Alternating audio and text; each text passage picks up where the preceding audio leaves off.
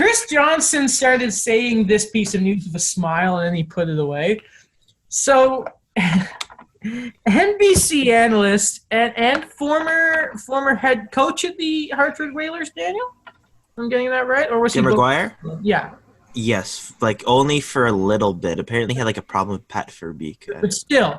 Of course he did. Still, yeah. Former of the Hartford Whalers and longtime analyst for NBC, Pierre McGuire, has apparently been interviewed twice for the Arizona GM job. We can't forget he was also World Junior commentator, Pierre McGuire. Sure, and he ruined one of the best moments in Canadian hockey, like junior hockey history.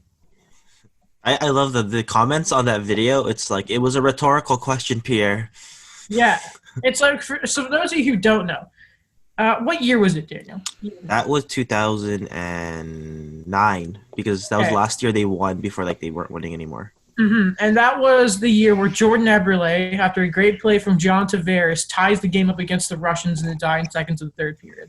Now, if you've ever watched hockey, you know that in big situations like an overtime winning or a massive tying goal, like the golden goal from Chris Cuthbert, it's like Sidney Crosby, the golden goal, and then you just let the energy of the crowd take it away.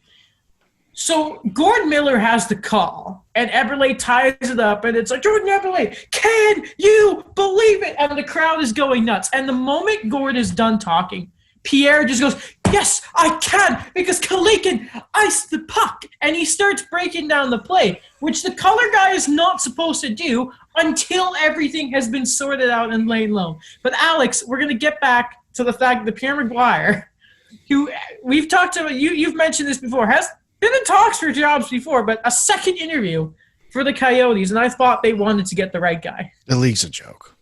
The league's clearly a joke. Indeed. I don't understand how you willingly interview Peter Chiarelli. I don't know how you willingly have Peter Chiarelli as a finalist. And I don't know how you willingly interview Pierre McGuire twice. I mean, Arizona's already a dumpster. It's already a dumpster. Like, you're just making it worse. Peter Chiarelli, I don't even know how to describe what he did to Edmonton, because what he did was so bad. He wasted so many years of Connor McDavid. Mm-hmm. It's ridiculous.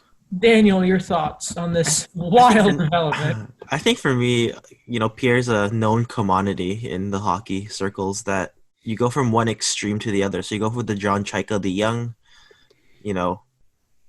advanced stats type of guy, and they try to do something new and go like, this is what Arizona wants to do. And then suddenly when it doesn't work out, it's kind of like they need a cleaner in a way. They're like, we need to get, quote unquote, a hockey mind that we all know and respect and try to fix things there. So that's the way I'm seeing, like, on paper, not in reality. Wait a second.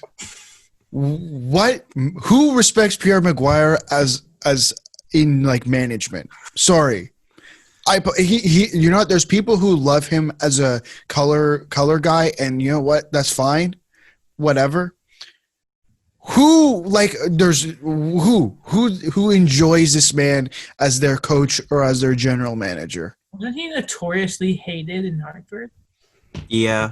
Yeah. And you just said he had an issue with Verbeek, who was their captain, I'm assuming, at the time? Yeah.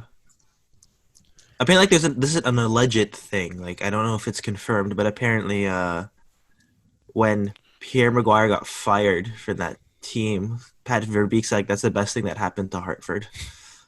Oh, and what's the story Nick Kyprios told of they were down like 4-0 versus the Montreal Canadiens one point when he was in Hartford, and Pierre went to them in the intermission. He's like, if we score a goal every 5 minutes, we're fine here. And then they scored like 2 minutes in, and Pierre's like, we're ahead of schedule, boys. Yeah. I'll see if I can find it.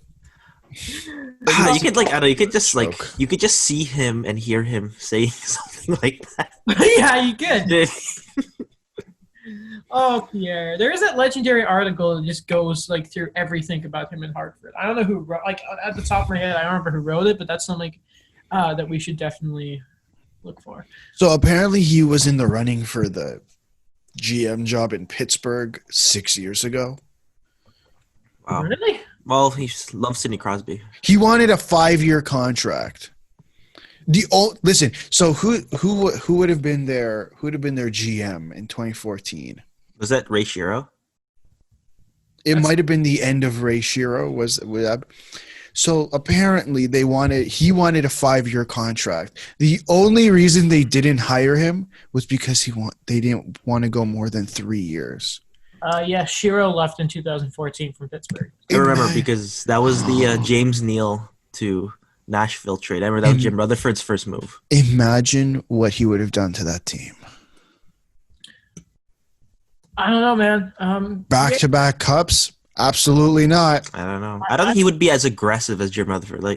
No. I know that it's a winning formula. It's just sometimes I'm still shocked by his moves in a way, or the frequency. Listen, we will. Rutherford's exciting. Say what you want. The guy goes out and tries to win and improve his team. It's just sometimes you need to choose a different hill to die on, like hating Justin Schultz and loving Jack Johnson.